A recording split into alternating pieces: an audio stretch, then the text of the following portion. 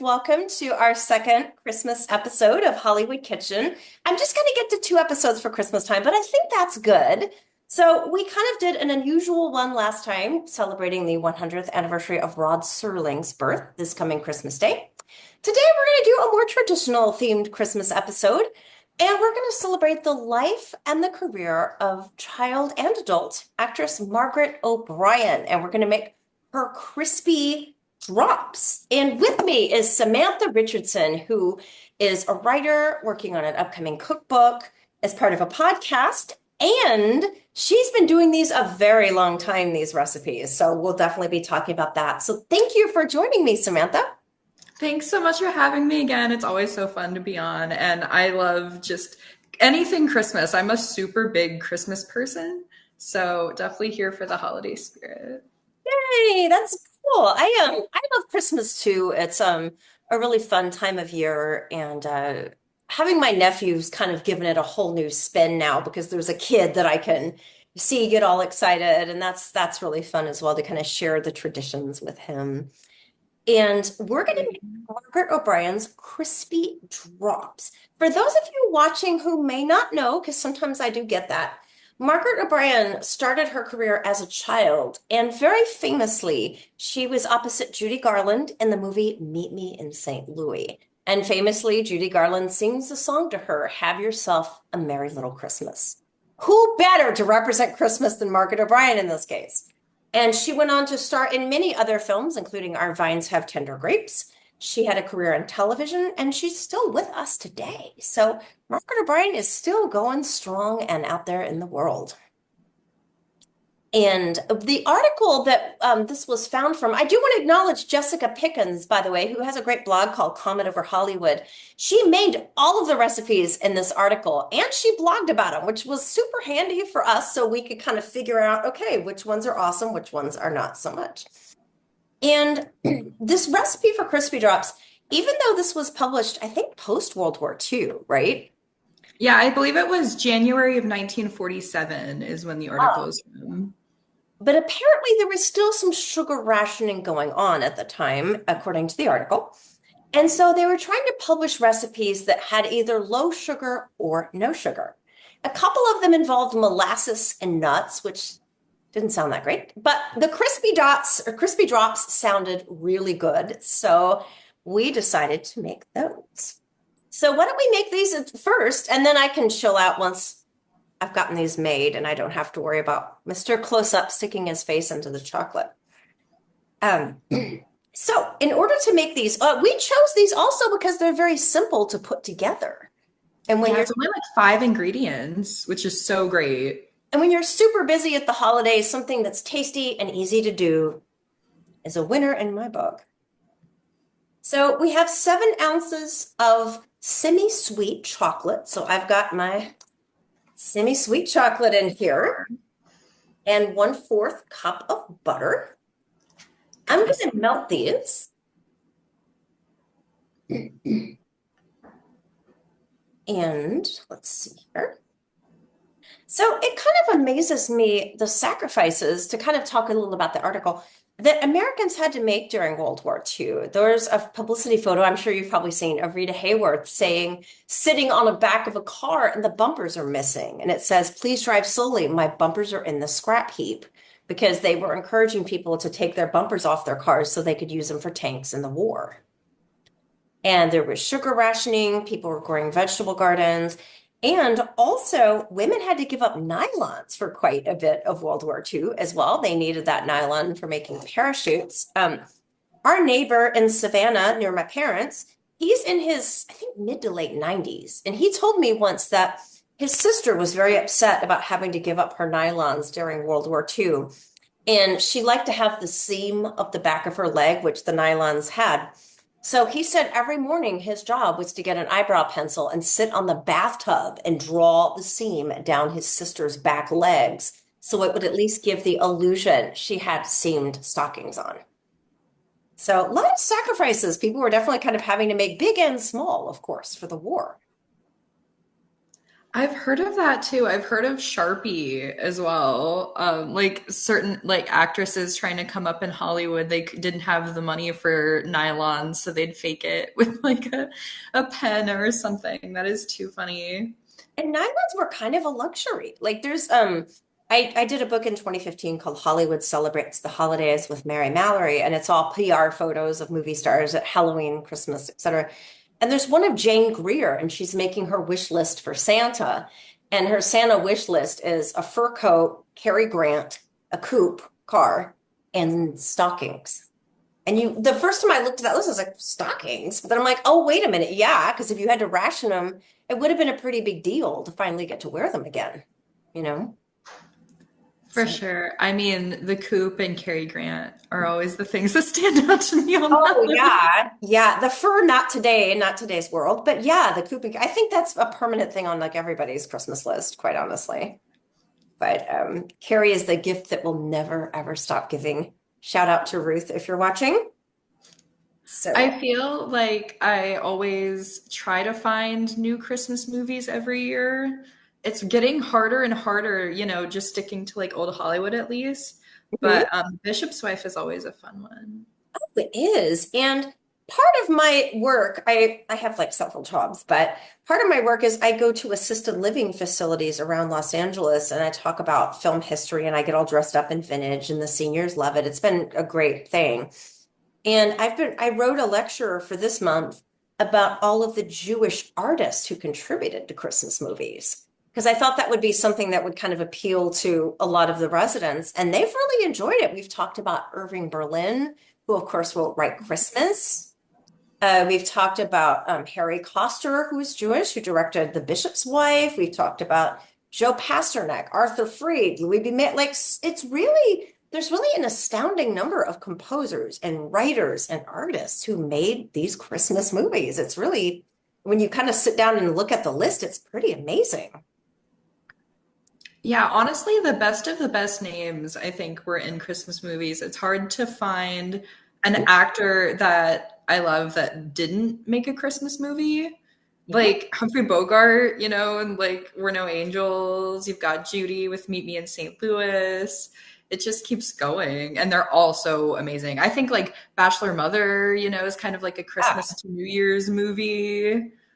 One of my favorites is Christmas in Connecticut. And a few years ago, Oh, Danny yeah. Miller and I, we did the pancake flip, and Danny had on the SC Secado chef hat, and I had my little gingham apron, and we flipped the pancake, but it flew through the air and landed on the floor at Danny's house. So it didn't quite go according to plan. But That's exactly how it would happen with me too. I watched that just last night, actually. That's one of my favorites. I have to watch that every year. I think my all-time favorite is probably Shop Around the Corner. yeah. I love Jimmy Stewart and Margaret Sullivan. They're a great, great pair. And I love Remember the Night. Me too. Oh, that one is so, so great. So underrated among Yeah, like and every Margaret time Stanwyck's filmography. I've included that in some of my lectures because the composer of it was Jewish, and I've included that. And none of the people I've talked to have heard of that movie. And I'm like, why? Oh. Because to me, there's a tenderness about that movie that you do not see in movies today. And it's just a unique Christmas movie. It's unlike any other one I've seen before, you know? Yeah, it's so about redemption, and the love story is so believable. It's so, so good. And I know you and I have talked about the popovers before. I cannot watch that movie without wanting some popovers, and I still have never made them. I think I need to fix that. We need to make those together. When Danny and I did the very Barbara Stanwyck Christmas, we did the pancake flip. We did Barbara Stanwyck's Christmas kipfuls, and then we made popovers too. And you can find like popover trays for like $15 on Amazon that'll help you make the tall like popover. Oh, that's So, great. I didn't know there was a specific pan for it either. My yeah, goodness. well, I mean, you could do them in muffin tins, but I like to do them the way it would look like, you know what I mean? The tall, kind of traditional, like popover look. I'll send you a link to the pans. Yeah. Chocolate is all silk. Now, Samantha, you've made these many times before. So I've got the chocolate all nice and silky and combined with the butter here. Perfect. Yeah, that looks great. Okay. So what's my next step? Add the vanilla and the pecans. Yeah, I added the pecans and Okay. then because that thickens it up a little bit, and Okay. then I thinned it out with the vanilla, We got a and that half worked cup well for me. chopped pecans left over from Thanksgiving. So, While you do that, I'm gonna pop my mix in the microwave. This is a leftover of what I had made earlier today because since these need to be refrigerated, I wanted to show everybody what the end result looks like. And excellent. I did. So I made some earlier. Very good. And that's another great thing that I learned about this recipe is that you can make it in advance. Like I can just chill these in the fridge as long as I want until I'm ready. We're going to be bringing them to the event tomorrow, so Yes. By the way, that'll be Samantha and I are going to be at the Hollywood Heritage Christmas party tonight, and it is a very Judy Garland Christmas, and we're going to celebrate Meet Me in St. Louis. We're going to celebrate Judy Garland's television Christmas specials, and her son Joey Luck is going to be there, and some other surprise guests. So, if you are a member of the Hollywood Heritage Museum, tickets are free. If you're not a member, the tickets are only like $14. And all of the proceeds go to help the museum, and they're all very much appreciated. It's a wonderful museum. And Angie and Darren and the whole team this year, they have been like crushing it with the exhibits. They did a tremendous exhibit on Norma Shearer, one on the 100th birthday of MGM. They did one called Out with the Stars about Hollywood nightclubs. So they have just been doing hit after hit exhibits. And they have a gift shop, by the way, too. Shameless plug. But they have coffee from Breakfast at Dominique's, who Dominique is a friend of Hollywood Kitchen. They have candles and cards and all sorts of things. So I'm a huge advocate of shopping small. I think as small business, it just goes such a long way toward helping someone sustain their work and their livelihood. So shop small, and you can also find the museum at hollywoodheritage.com. Okay, so I've got the pecans in here. All right, so now I add the vanilla. Yeah, and that helped thin it out a little bit. Okay, so we've got 1 teaspoon of vanilla. These hot plates, they stay hot for a long time, even after you turn them off. So I'm gonna have to be careful I don't burn things. Yeah, that was one huge thing for this recipe. Really, the only thing that was difficult at all.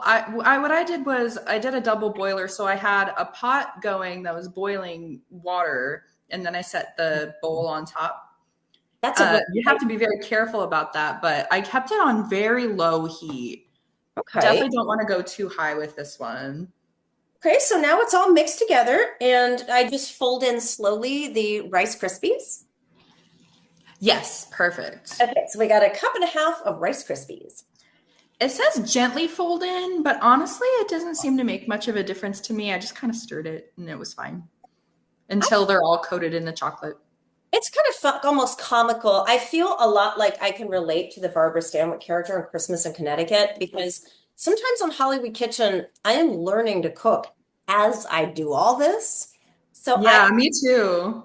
how to fold. I've learned about tempering eggs. I've learned a lot of stuff doing all this. I think the biggest thing for me was I was making an Elizabeth Taylor recipe and I had never broken down a chicken before, like a whole chicken into Oh, parts. That was very daunting. I had to watch like a lot of YouTube videos, study them very closely. I believe this was also like before I started making old Hollywood recipes, I'd never made fresh pasta, things like that. You just really learn so much through these recipes. oh, definitely.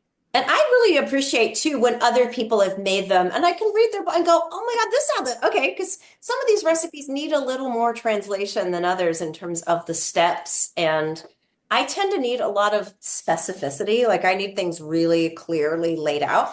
Because I think a lot of these were probably written for these veteran housewives who knew what they were doing. And I'm so not that person, so I need help. It's amazing that there's a whole community of bloggers and people who find a way to share these old recipes because, you know, a lot of the time it's so helpful. Like, I know one of our favorite people is Jenny Hamilton. It's her birthday today. Birthday, we love you, Jenny. Happy birthday. If it weren't for her, I literally found her blog at 18 And she had already been making old Hollywood recipes for 10 years, just about every star under the sun. And she had tried them and, said how they were, reviewed them, told you about the issues that she had with them, most importantly. And that was such a resource for me. Same. And she's even given me advice on cooking over email, or when I've been like, I cannot find where this recipe came from. She's been like, oh, it came from this. And yeah, she's the, as I call her, the original gangster of movie star recipes is Miss Jenny Hamilton. She is. She is. It's and always she has the most obscure people too. I'm like, okay, I remember I was putting together an Alfred Hitchcock theme party for a Yeah. group, and I wanted to make a bunch of Hitchcock recipes, like not just him, but like people who had starred in Hitchcock movies. And there were a couple I couldn't find. I think Montgomery Clift was one of them. I really wanted to do a Montgomery Clift recipe for I Confess. And she sent me one, and I didn't even know that there was one. Oh my gosh, that is so cool. Yeah, like I said, I collected these recipes just for fun and I meant to do something with them. I just didn't know what that would look like. And then when lockdown happened, I was in this teeny tiny 20s apartment completely alone here in LA and I was just like going nuts. And I kind of just started doing this to do something, that was like the whole motivation. But I've had so much fun, met so many new friends. It's been such a positive thing. I just saw no reason to stop. But um, yeah, it's always an adventure making these. And I'm putting all my Rice Krispies in here. By the way, every year too, it was funny. I do an Oscar cook along where I get different friends to each make recipes. The first Oscar cook along was like hardcore lockdown. It went 4 hours. We just sat and complained about the Oscars My for 4 hours goodness. and made food because what the hell else could we do? But I did come up with an idea for this year's Oscar episode because every year there's a theme. Like the first year, the theme was award winner, Oscar winners and Oscar nominees. The second year, I think it was they should have won, they didn't, and that stinks. The third year, it was let's see, the third year I think I did the Oscar, The 6 Degrees of Edith Head. And Edith Head is not available this year, much to my chagrin. But and last year we did lifestyle, Oscar lifestyle gurus and foodies. I think this year I can't believe it's the fifth one, but for the fifth one, the theme is going to be awards don't matter anyway. Legendary, memorable, brilliant performers that never even got within 6 miles of a nomination, but darn it, we still love them and we still remember them. So, That is so great. and I thought it would open the field much more. Why? Because one year I thought about doing just foreign stars, which I still love the idea, but that limits the options tremendously. It does. And I thought, well, if it's stars that just never got nominated, that's a pretty big field, actually. So, And everyone has their own unique opinions on who they think is like the number one person. oh, definitely. I definitely have some names going around. I think I'd probably have to say like Tyrone Power, of course, being the biased woman I am, but also Rita Hayworth. I think she should have won an Oscar for Gilda, and it's a shame that she didn't, for sure. Such a better actress than she ever got credit for being. And I think, as I've probably talked about before on the show, but some of the stars like Tyrone Power, like Victor Mature, they were so pretty that I think in a weird way it kind of worked against them because it was, oh, they're just a sex bomb, oh, they're just a hunk. It's like, well, yeah, but there's more than that going on. And trying to kind of convince the world that you're more than your looks. And I think For someone had sure. a challenge with that. Marilyn Monroe, that's another one. I think Marilyn's probably like one of the biggest examples. One of my biggest gripes with the Oscars in general is that you can't have a posthumous honorary Oscar. That's not allowed. Oh, wow. So if you've passed away, you can no longer get an honorary Academy Award. And I Wow. think that's like the most ridiculous rule because Marilyn deserves one. I think Marilyn's a perfect example of someone who deserves an honorary Academy Award for how she changed cinema. And that's someone so darn memorable. There's not a person on this planet that doesn't know her. Right. But I she can't even be nominated because she's passed away. I got it too already. I've got a little scoop. I used my teaspoon scoop because I oh, think she said like teaspoon sized scoops. Okay, that's a great idea. I will do that too. Okay, so we just basically this isn't nearly as messy or gooey as I thought it would be, so that's a relief. I And thought so too. It takes a little bit of doing to get it out of the scoop, but once you've got it on your baking sheet, you're pretty good. okay.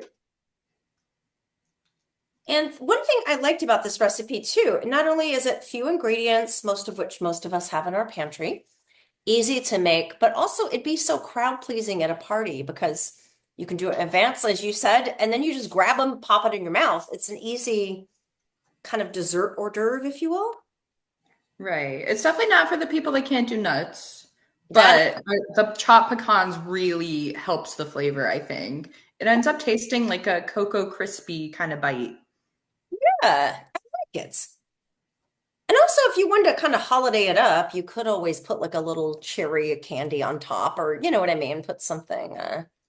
Yeah, anything festive. Some sprinkles even. Oh Some yeah, like that's holiday a good idea sprinkles too. on there would be really cute. I tend to like recipes that are super versatile.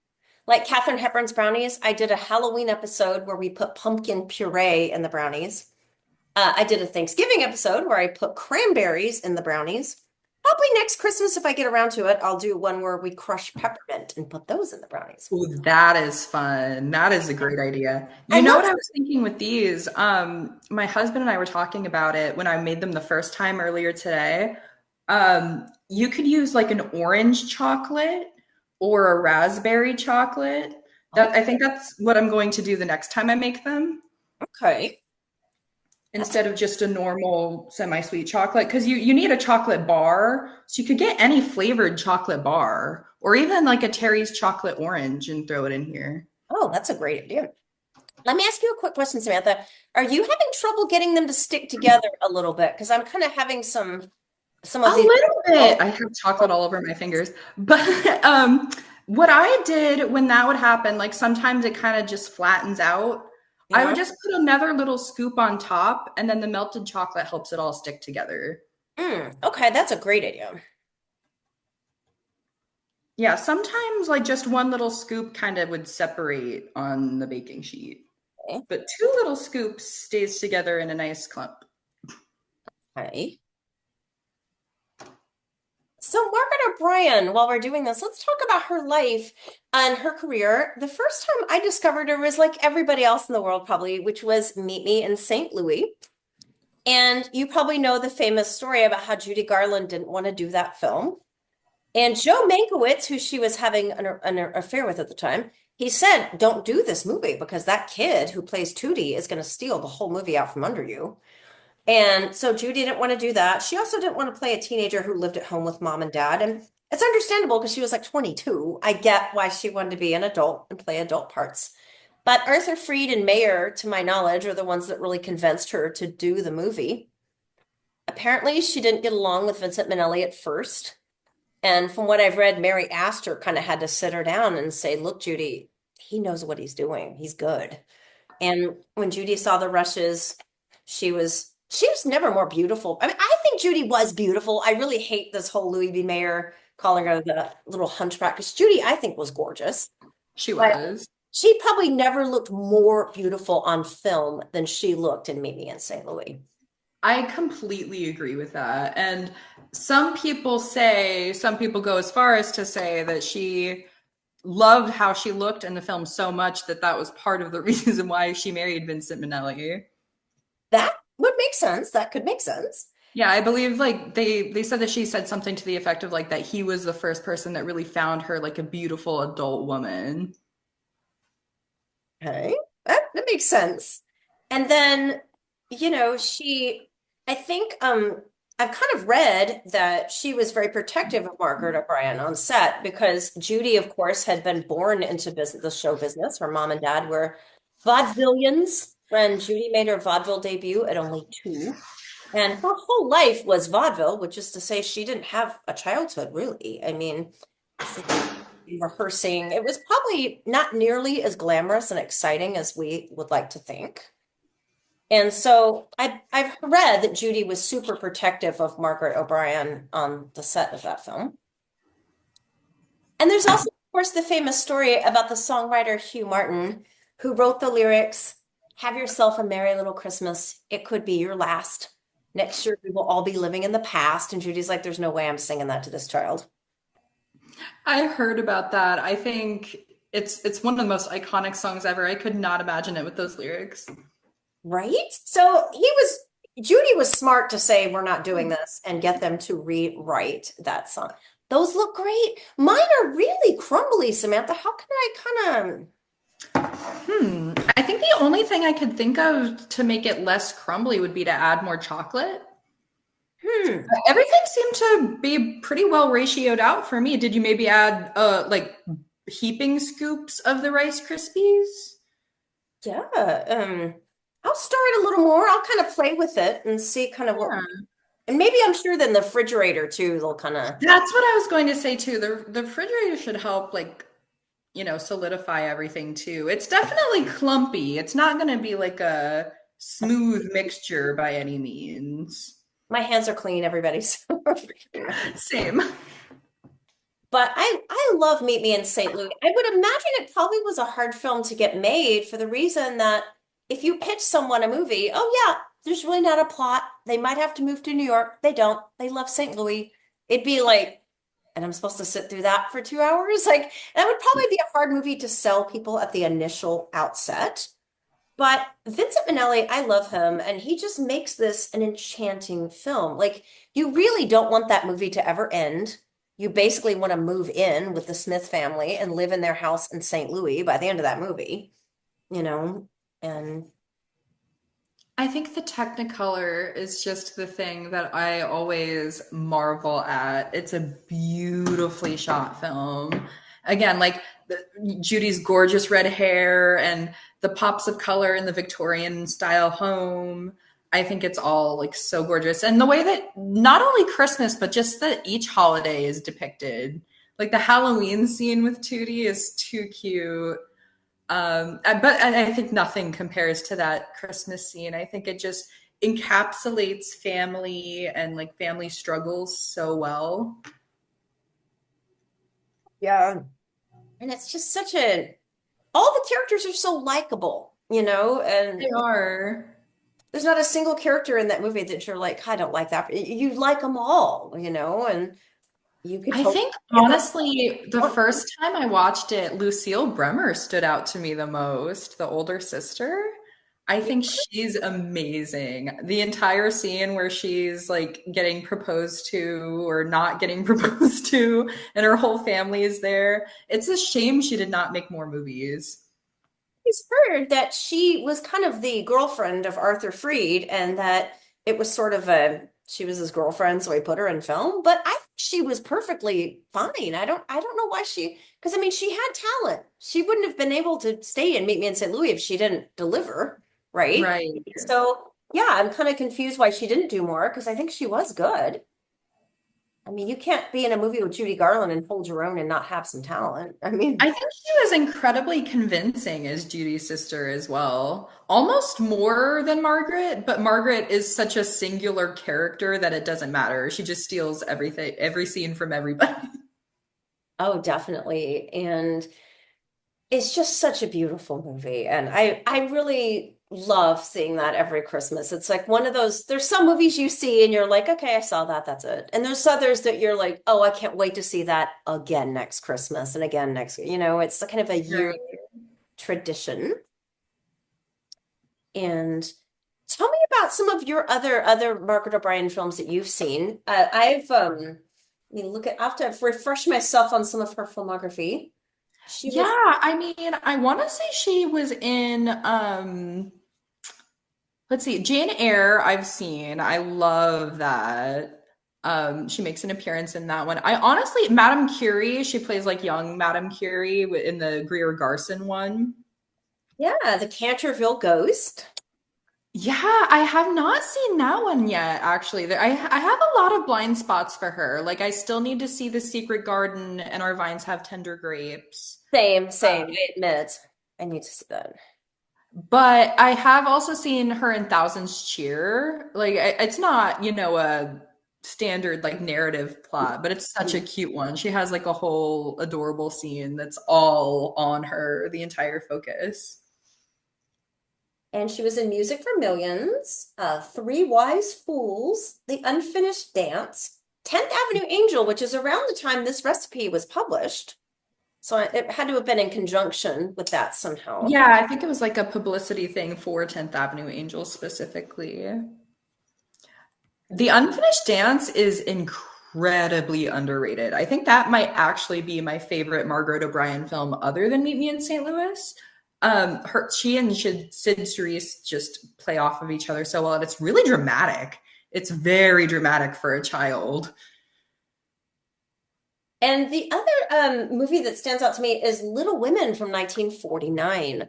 And I would think that Little Women would have been a good bridge movie because you know how a lot of the studios, when they had an actress that wasn't a little girl, but they weren't yet a woman, they struggled to find, appropriate roles.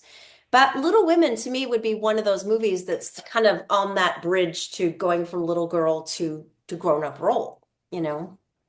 Definitely. I don't understand really. I mean, I tried to look into it, like why she didn't get too many roles as an adult. She definitely got some. She had some steady work over the years, but I feel like she could have transitioned into an adult star like Natalie Wood did, and I don't know why she didn't. They didn't really have like a super clear explanation, aside from maybe that they didn't want to give her the chance after doing those kid roles. It seemed, I read a lot about that. It could be, I think sometimes when someone's so iconic as a child, they're frozen in the public's mind, and no matter what you do, you're still that little kid. I'm sure Shirley Temple probably had a terrible time with that issue because she was so iconic that it's like they don't want to see a teenage and an adult and you know what I mean? It's kind of Right. get kind of locked in people's minds. And I think that transition is hard to make. I mean, Judy did it, Mickey Rooney did it, Natalie Wood, but it's for everyone that accomplished that. Think of how many just were never able to kind of do that, you know? I think the thing about Margaret is that even if she didn't fully make that transition and didn't continue to regularly appear in things, the child work that she has stands out so much that like you have, another child star like Bobby Driscoll who did like a lot of the Disney voice work, like he voiced Peter Pan and he was in Song in the South. He had like kind of a really tragic adult life, but then a lot of people don't even remember him for the child work that he did. At least Margaret is really, really fondly remembered for these movies. And she was one of the biggest stars, adult or child, of the 1940s, really. Definitely. And I think too, having a really good parent is probably part of it because I think in some of these cases, when the parent was simply viewing the child as a meal ticket and treating them accordingly, we know that was Judy Garland's story, then I think they grow up with anger, with resentment, and then they wind up turning to drugs or alcohol for whatever the reasons. And for every it's hard enough to make it as a child, a teenager, and an adult performer. But then when you've got a lot of family dynamics going on, I think that is really hard too. And it seems like Margaret O'Brien must have had a really strong background behind the scenes with her mom or her family where she was maybe able to avoid some of those pitfalls. Yeah, I read about it a little bit. Something that really fascinated me about her was that her mother was Spanish. I didn't know she had Spanish ancestry at all. She was half Spanish, half Irish, and her mother was a flamenco dancer. Oh, wow, very cool. Yeah, I thought that was so fascinating. So she had that kind of dance training and just entertainment training from such a young age. But then Margaret just could really, really act more than anything. I think she's so famous for her cries. There was like a quote saying that like she and June Allison were like the two town criers at MGM and they would get into wars over who could cry on cue the best. She's so when she's crying when Judy's singing "Have Yourself a Merry Little Christmas," I'm like, oh my God, what was Judy thinking? Like, oh, sweetheart, no, honey, you can't have chocolate. The vet said no. Hang on. He's been very wild today. I'm sorry. I think I'm gonna have to start getting a friend to come over and watch him during these episodes because it's very, sweetheart, we can't, this is not kitty food. We can't do it. I'm ready for my close up, though. I want to make an appearance. He lives for attention, so that name is so, no, honey, no, no, no. Baby, we're not gonna do this right now, okay? We're just not, all right? You can stay on the table, but you cannot eat this stuff. All right. Anyway, where were we? 'Cause I don't Mine are all laid out. I'm gonna go pop mine in the fridge, but I do have Okay. some that are already refrigerated, as I said. Okay. Close up, do you want to entertain the masses with your beauty? Huh? No, there's nothing in there to eat. There's no, you had your dinner before we got the episode started. Sorry. Okay. No. If you want to talk for a minute, I'm gonna go pop mine in the fridge now and try to get these Go away. for it. Yeah, they turn out like they solidify really well. This took maybe like 3, 4 hours in the refrigerator until they were like completely set. But that you could just pick them up like little pecan clusters almost, I'd say is probably like the closest thing I could compare it to in terms of like consistency. But they're really amazing. They taste delicious. It really depends on what chocolate you use because you taste the chocolate more than anything. But they are yummy. I would literally give them a 10 out of 10.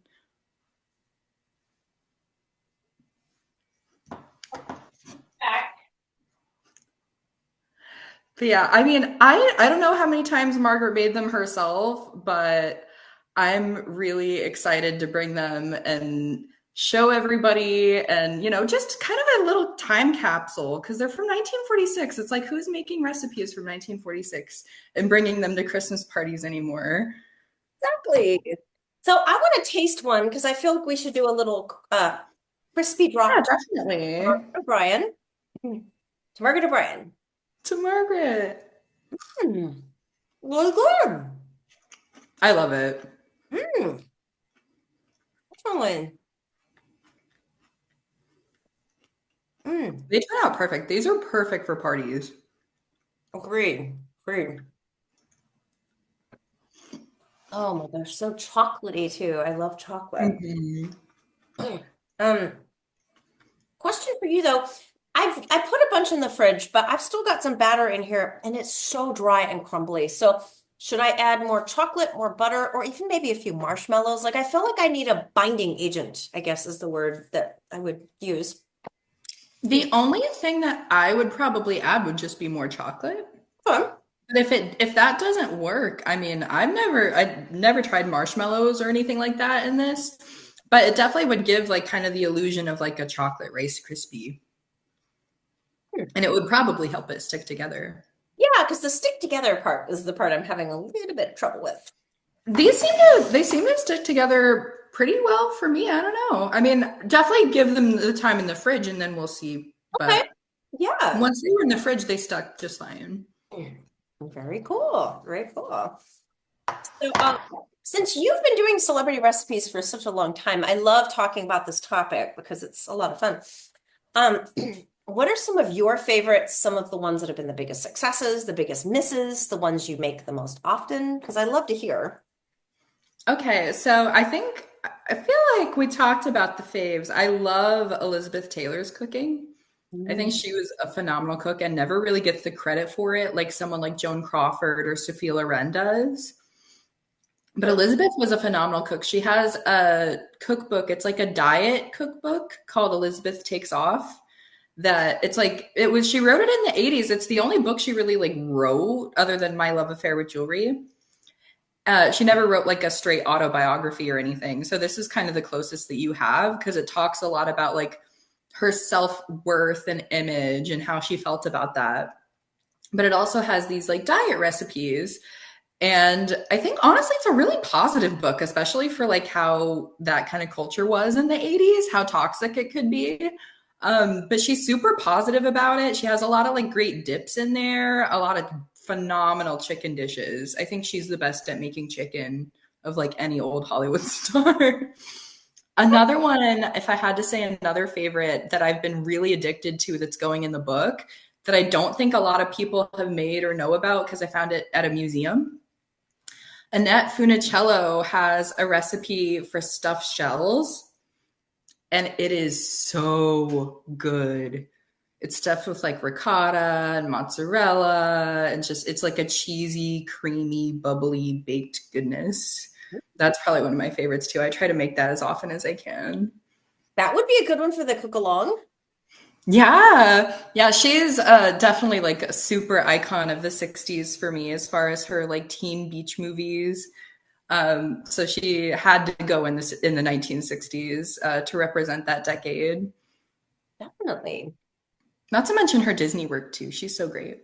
As far as the least favorite, see again, I think I've talked about this already, but And huh? Gloria Stewart from the 1930s. She had, she made like The Invisible Man, and then she went on Yes. later on to do Titanic.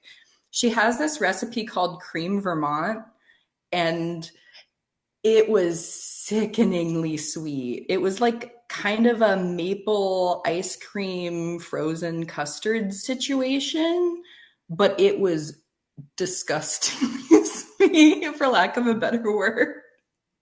I could not eat more than like a spoon of it.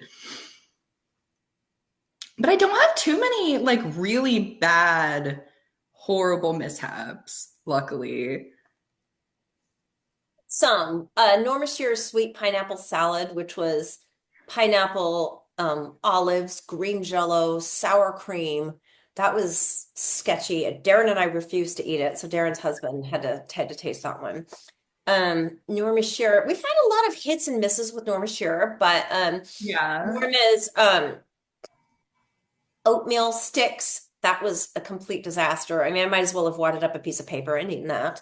But we did finally hit upon a victory. Well, Darren and I made Norma Shearer's Chocolate Antoinette, which came out around the time of Marie Antoinette, which would make sense because it's chocolate, it's decadent. She's got this Marie Antoinette movie.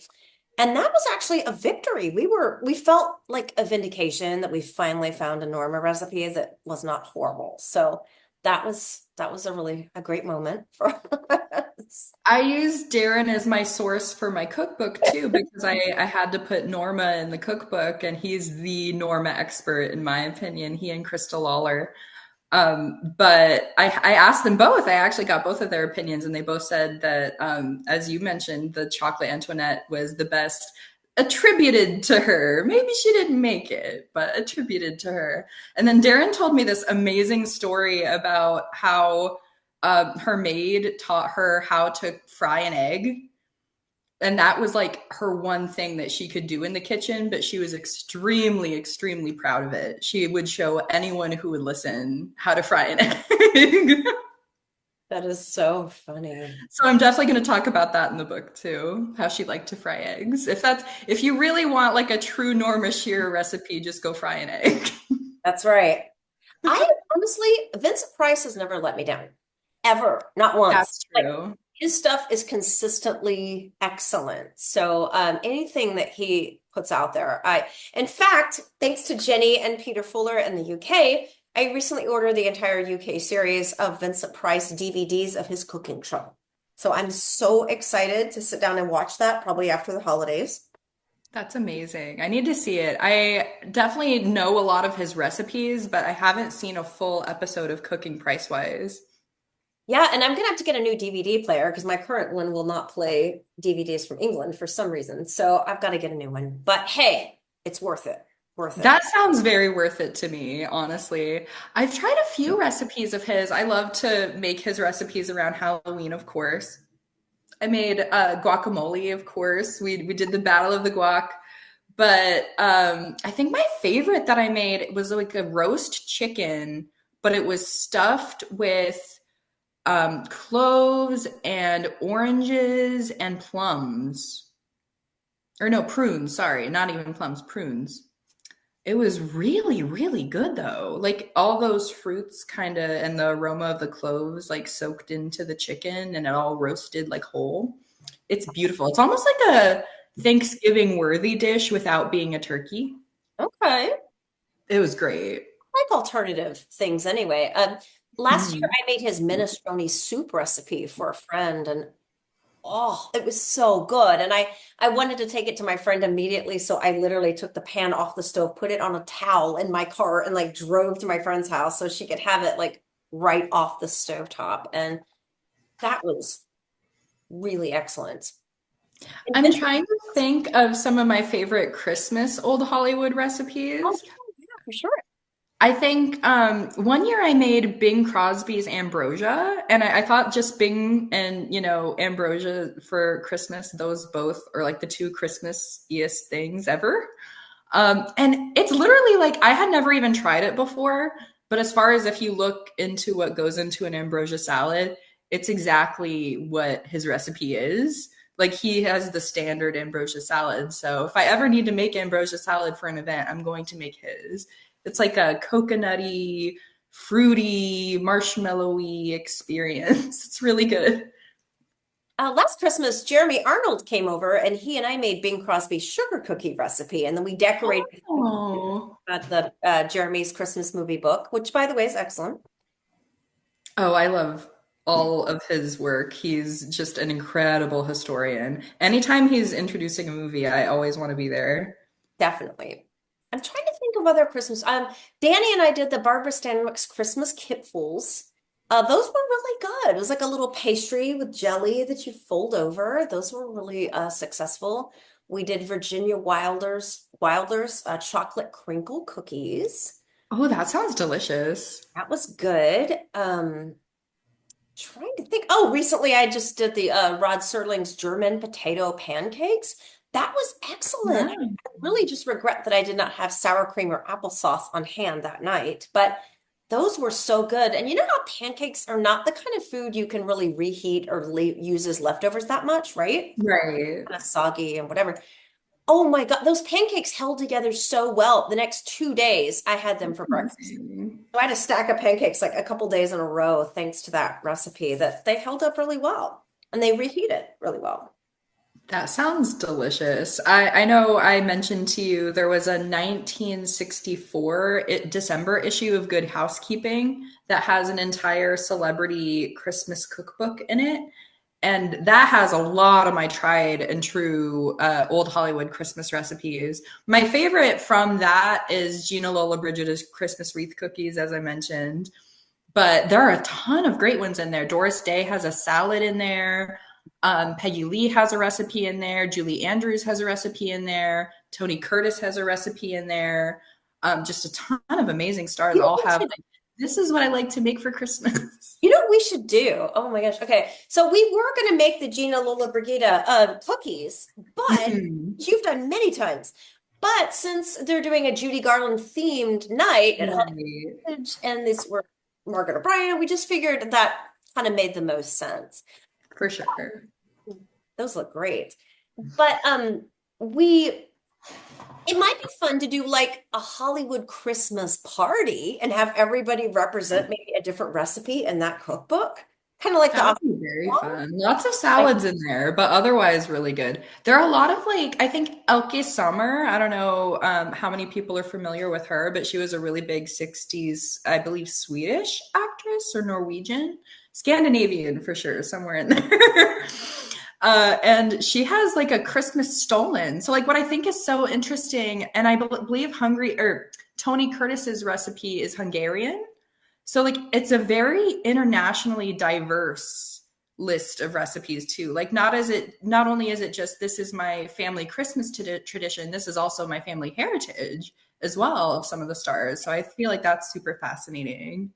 love that too, because Hollywood's always been such a giant melting pot. And during lockdown, I did a whole episode. I made Vilma Benke's goulash. And since I'm friends with Alan Rhodey, we talked about Michael Curtiz, who was also Hungarian. So we kind of, it was a stretch, but I kind of folded it into a Hungarians in Hollywood episode about Michael Curtiz.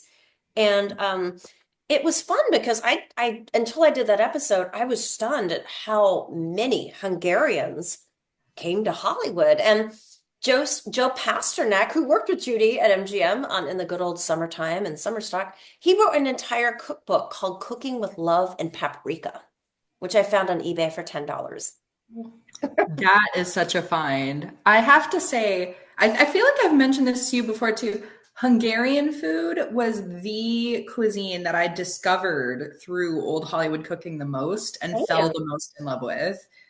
I really had not been familiar with it at all. And it's funny we talk about this because I was watching Christmas in Connecticut last night and there's so much Hungarian food in that movie. But anything with like paprika and sour cream, I already love. And that's kind of like the staples of Hungarian cooking.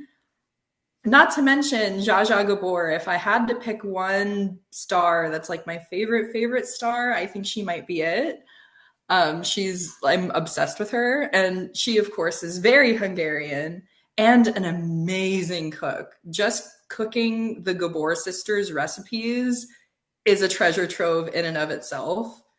But that one I fell in love with. Hungarian food is where it's at as far as old Hollywood goes. I was very unfamiliar with it too because during lockdown, my friend David Skull and I made Bela Lugosi's Hungarian lettuce wraps. But the problem was I was alone during lockdown, so I couldn't exactly have friends over to eat with me. And the recipe called for so much beef and pork. I mean, tons. And I just was like, I honestly can't eat all this. I don't know how I'm going to do this. And David said, you know what? My family's Hungarian in background. I will walk you through a healthy way to make this recipe. And he did. And it was terrific. So, Wow. yeah, I was really grateful because we kind of customized it, which I think you can do a lot with Hungarian food. And I think there needs to be a Hungarians in Hollywood cookbook too, because I think that's a great idea. Honestly, I have so many ideas in the back burner, but one of them, now that we're having this conversation, I've always wanted to make or to write a book about Zsa Zsa, like one that actually does her justice, because I think that some of them don't. But a Gabor cookbook, like including Jolie and Magda and Ava and Zsa Zsa, would be very cool. Have you ever read the cookbook by Audrey Hepburn's son? Yes, I have it. I have a copy. Like I love that one because it's about his mother's life and who she was as a it's not just here's the recipes, thank you. Like it's so much more complicated and it's a beautiful book and it's kind of really inspired me. I'm like, why aren't there more books like this? It's terrific. Yeah, definitely. I think that's a lot of what I'm trying to accomplish with the cookbook that I'm writing. It's going to be very female focused, like not who was this woman married to, but what was her contribution to cinema and what did she love to make? And that's definitely my focus for the book. Like I read one of my big inspirations book wise for the book is I don't know if you've read it, the 100 Greatest Movie Stars of All Time book from Entertainment Weekly. That's like the book that got me into old movies as a kid. It's like 100 essays about the greatest stars. And if you like go back and read it, because it came out in like the 90s, if you go back and read it, it's quite sexist. Like all of the women, it's like they were so glamorous. They were Mrs. Laurence Olivier, is literally how Vivian Leigh is referred to in the book. And Double the Oscar actors, nomination. it's like all about their movies and all about their work and all about their contributions as humans. And again, that's what I want to fix with this book for sure, but also get to show the recipes at the same time. Great. And I just love how, like I said before, the way it humanizes them. Because, Yeah. that's what I tried to do with my cemetery tour as well, because it's easy to think of these people as these otherworldly gods, goddesses, sex bombs, movie stars, icons, whatever. But they went to bed at night, they blew their nose, they took a shower, they had to get their kids to school, whatever it was. I mean, they were human beings like we all are. And to me, kind of hearing about their food and what they did in their private lives, like it kind of, especially little things like what they like to eat, that makes them so human. And I really love that about it. I couldn't agree more. I think one of the most special things that's happened while I've been researching this cookbook, Harold Lloyd's granddaughter and I got to talk, and because I'm putting Mildred Davis in the book, because I feel like she's so important to the 20s, with Lloyd's legacy. But she told me like she didn't really love to cook, but the few times that like the maid had the night off, this is what she made. And I thought that was like so special, just to get like the real story. Yeah, I've tried to do an episode on him and I've just not been able to coordinate with her to get the times, but we ought to corner her together, like tag team, and we get her to do that. My grandmother, she works with like so many museums and organizations and things, and she went to an event at his house and got to like be inside, do the whole, it was like a brunch or something.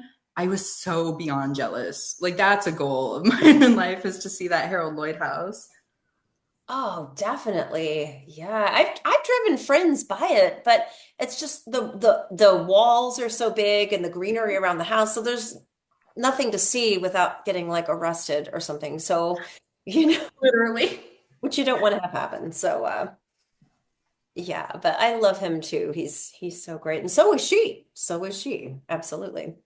Yeah, it's always like the woman behind the man. Like I'm also gonna put Dolores Costello in the 1920s because Oh, she's like the woman behind John Barrymore, but she actually had her own career. yes. Good. Well, I can't wait for this book to come out. Like, we got to do an episode to celebrate the book when it's I out. know it's gonna take forever, especially I don't know how many people follow me, but yeah, 7 months pregnant and writing a book do not go together. Right. But Well, it's a work in progress, and every recipe that we do like this helps. yeah. And it's funny, like my Hollywood Celebrates the Holidays book, I literally found out I was going to get to do that book when I learned my nephew was on the way. And he was like, I think 4 when it came out or something like that. So it was like, That's probably going to I be the case with mine too. like it'll be like, hey, welcome to kindergarten. Your aunt did this thing. It was so funny, but just the time frame kind of Books take a long time, and I think the most important thing to me is I have 125 women going in the book at this point. I have 25 women from every decade from 1920 to 1960s. And I want to get everything right. I don't want anyone to say that there's like a incorrect fact or, something's off about the book or she wasn't portrayed accurately as a human. So, for 125 women, that's quite the task, not to mention also choosing and making the recipes. But it's going to be worth it in the end. say it takes what it takes, and that's that. I mean, because whenever you have to rush something, it's not going to be as good if you've had to rush it? Sometimes I do have to remind myself to work on it at all. Jenny had a great idea, though. I don't know if you have her Vincent Price Supper with the Stars cookbook. I'm sure you I do. have like all her books. She's amazing. Right? Love her. But I loved how she had a bunch of testers, and I'm like, that's a pretty good idea because like I have a lot of friends who are way better cooks than me, many of whom have been on the end of receiving calls or panic texts during these episodes of please help me. So, Donna Hill, God bless Donna Hill if she's watching in San Francisco. She's practically giving me cooking classes over Zoom because she's so good at it and I have a lot to learn. So, yeah, but it's good when you can have help from your friends. I'm definitely self-taught, but it's been like I think this year marks 10 years of old Hollywood cooking specifically. So it's like I feel like it's kind of second nature after a while. I start to look at a recipe and I'm like, okay, if it has these ingredients in it, I don't know if it's going to be that good. Or like if it has this much of this and this little of this, it's not going to come together. You kind of learn as you go, but the more you go, the more you learn. And it's just gotten to the point where like these replace even like just my weekday dinners. So I'm just doing it all the time and always improving the more you cook. That book, it came from the kitchen, which I used for the Rod Sterling. That's a really good one too. I'm not sure if you have that one, but I don't have that one specifically. There's still so many that I need to okay. get. That's where I got the Evelyn Anchors that we did for the Women of Horror. And that's a really good, I got it for like $10 on Amazon. So if it's out there really cheap too. So that's been I've found myself using that one like a lot. Yeah, I need to grab it. I've been like scouring magazines and things like that. And I also really want to go to the source sometimes. I'm like, should I stalk this person for a recipe? Because I have about 20 women in the book that are still alive.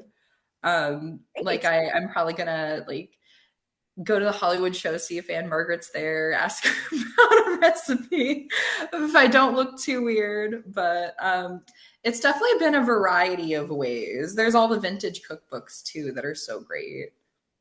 Yeah, maybe one of those women could write the forward for your book too. There's I'm thinking about it. You know, it was so heartbreaking. I think Mitzi Gaynor embraces old Hollywood so perfectly. She just embodies the golden age so well as a person. And she was one of the people I was going to ask before she passed away. And she's going in the book. But you know, there's still a few. There's still a few. definitely. Let me see if anybody's asking any questions on social media here. Excuse me. By the way, I do want to add Margaret O'Brien. I'm just refreshing my memory here, but she also did a lot of television, including Marcus Welby and Adam 12, Ironside, Combat, Perry Mason, Dr. Kildare. I always have trouble pronouncing that. Looks like she did a Playhouse 90, Rawhide. She had quite an impressive run in television too. What's My Line is one of my favorite shows, and I saw that she was on there, and I thought that was so cool. Laura Gabriel got me into that when I was with her in San Francisco once. That's a fun one. Oh, let's see. Leslie Apple said, I love the idea of using different flavored chocolate. I do too. Um, let's see. I'll think of Norma the next time I fry an egg, says Leslie Apple. Yay! I I think love that's what it that. should be. It's what it should be. Um, Ruth Munsack. Hey, Ruth. She's asking, did Margaret O'Brien have any siblings? I don't know that she did. I don't know either. We could look that up really fast, but She did have one child of her own. oh, she was on Murder, She Wrote. Margaret O'Brien was on Murder, She Wrote. And let's see. Yeah, she's got quite a long run in television up to about 2018. So that's pretty cool. For sure. I'm not seeing any siblings to note. Yeah, I'm not either. But hmm, I don't know either. No, not that I can see. But just don't know what I've done wrong. I'm definitely adding more chocolate and maybe even a few marshmallows because mine is just so dry. I don't know what happened here, but I will figure out a way to fix it. Yeah, the only thing that I could possibly think of is that there's two, like your Rice Krispies might be bigger than mine or something. Yeah. Yeah, I'll have to see what I can do here. But I wonder if we have any more questions from the audience. It required a lot of chocolate. It was almost two whole bars for me. Oh, definitely. It was a lot. I don't see any other questions, but do you have any family traditions or holiday traditions that you are looking forward to for Christmas? I can't say that I had any growing up, which really inspired me and made me want to embrace it as an adult. The biggest one that I have now, and now that I'm, expecting, I'm really excited for next year. I watch How the Grinch Stole Christmas every single year, the Boris Karloff one, while decorating the tree. And the way that it works, and it's so well timed because if you set up your tree, like with the lights and everything, but no ornaments. And then you start How the Grinch Stole Christmas. By the time you're done putting the ornaments on, it's over. And then you end with putting the star on. And I do that every year. Very cool. Yeah, it's like the perfect amount of time for decorating your tree. So I watch that every year while decorating the tree. And then I try after that, I just try to get as many movies in as possible. And it always feels like I'm the only person in the world that loves Christmas music. Like I genuinely love and look forward to it every year. So I'm always collecting Christmas vinyls when I see them on sale. And they're always on sale because nobody wants them but me. I feel like it's great though because it's the only time of year where you get to hear like Bing Crosby on the radio or Dean Martin or Frank Sinatra and Peggy Lee. There's so many that just do amazing Christmas songs. So that's why I'm a big Christmas music lover. Okay, very cool. Well, every year I wind up having a very southern Christmas because my whole family is in Savannah, Georgia. So we have my mom puts up a tree that's all white lights and magnolias, and it's really beautiful. And Magnolia sounds gorgeous on a tree. yeah, and it's fun having my nephew because it's kind of changed the dynamic. Because when it's all adults, it's kind of like okay, But when you've got a child again, it just kind of rejuvenates that holiday spirit. And I love having aunt and nephew time. So my nephew's now 12, but I love being able to take him to the movies, just he and I, and have some just he and I, bonding time. And so we usually go to the movies every year. And amazingly, he actually does not mind seeing stuff on a big screen. In fact, sometimes he's even asked me to take him to certain things. And I'm like, why, yes, I'll take you to see Spider-Man 7 or whatever it is, because I'm like, the fact that he's asking and wants to have that experience is like a beautiful thing, you know? That's amazing. Movies bring people together all times of year, but especially the holidays. They really do. They really do. And then, so my brother is a musician. He plays at bars and nightclubs all over the city. So we usually wind up at one of his concerts over the holidays, and that's always a lot of fun too.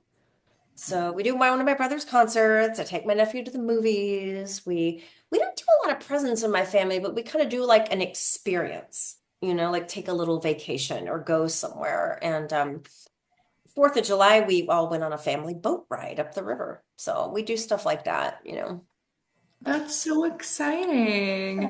I definitely like because we just moved here to LA in September. It kind of was a rush getting everything together. Like I didn't bring the tree, I didn't bring any ornaments, so I've like started from scratch this year, which was a lot for me because I do Christmas really big if I can. But it's been really fun just like getting all new stuff. And then of course doing like the shopping for everybody. I think my holiday shopping is almost done, luckily. So Excellent. Excellent. Well, I'll check one more time, see if we have any more questions.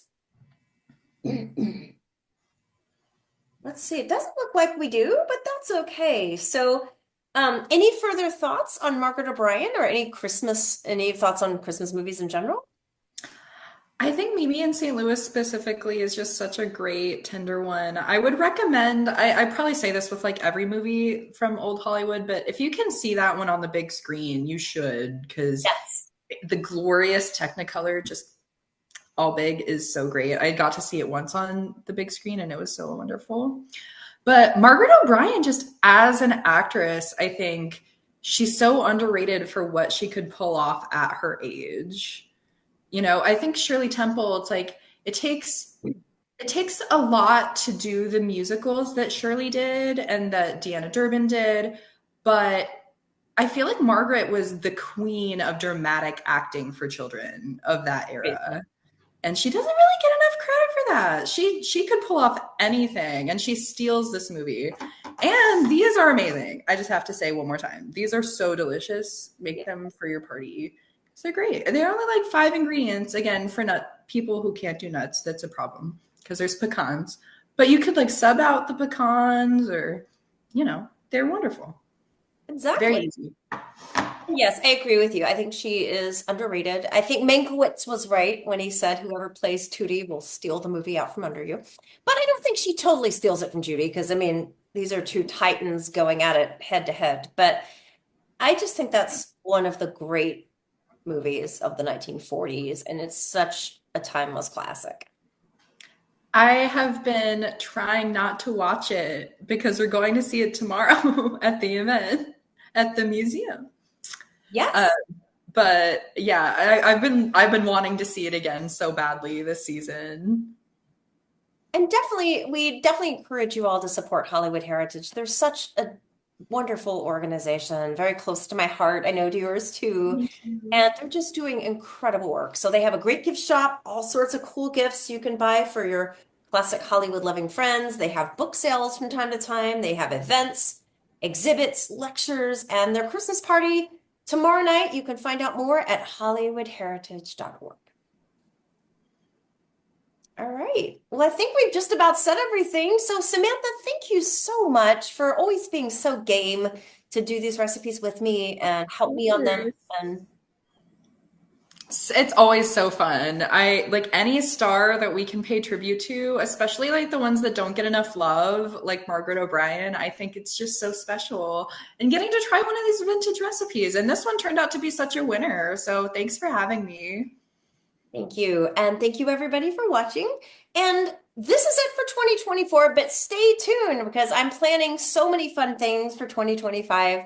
So, there is definitely a lot of great stuff coming up to look forward to. And thank you, as always. Please keep staying tuned for more food, fun, and film history from Hollywood Kitchen. Good night and Merry Christmas.